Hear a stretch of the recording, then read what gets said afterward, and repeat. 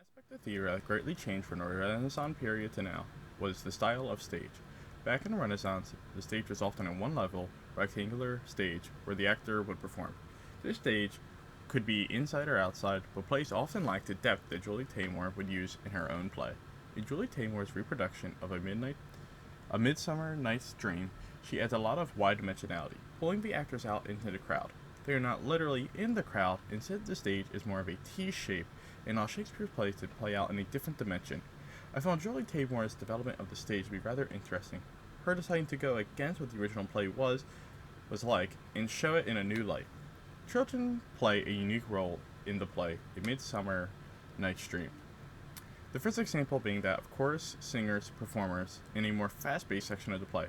In this section of the play, occurring around 25 minutes into the play, child actors enter the play singing in a more melodious tone and dressed typically in white. They are supposed to be representing spirits and as such seem more ominous than the concrete characters we see in the rest of the play. These actors interact by not only singing but also moving great sheets of fabric or interacting with the main actor in a more playful/joyous way, such as laughing. A second example occurs around the 70-minute mark. This time, the child actors are used to move equipment around the stage. They are moving a chair that contains another actor and are being used much like the spirits in the first section. Child actors play a much less significant role in this play, but are more supporting pieces that interact with the actors or move set pieces. They give a sense of interaction and movement.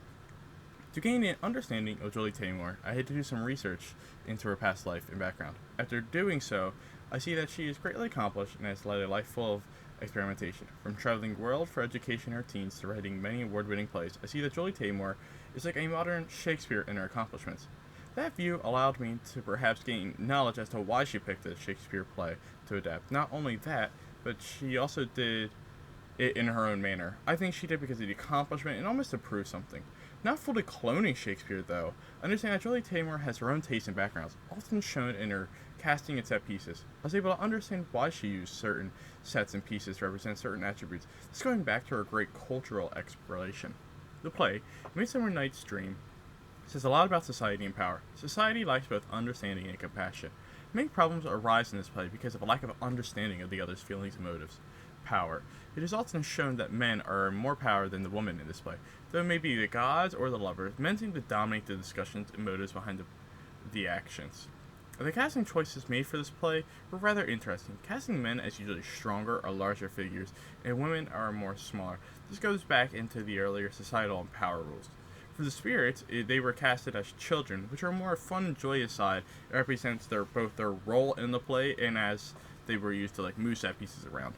One visual aspect that greatly interested me was the flower scene around the 70-minute mark. Here, the female actress lays back into a sheet and the scene grows dark. Flowers and bright colored animation is then projected on the sheets as she is lowered onto the ground and off stage. This use of color and animation allows for a transition, but not one that the viewer is actively paying attention to. Instead, it adds to the show and allows for a more continuous flow of entertainment without any dull sections. Why did Shakespeare decide to play this in Athens? Was he interested in the history lore of Athens, or was there another reason? Also, why do you think this particular Shakespeare play was picked by Julie Taymor to adapt? Thank you.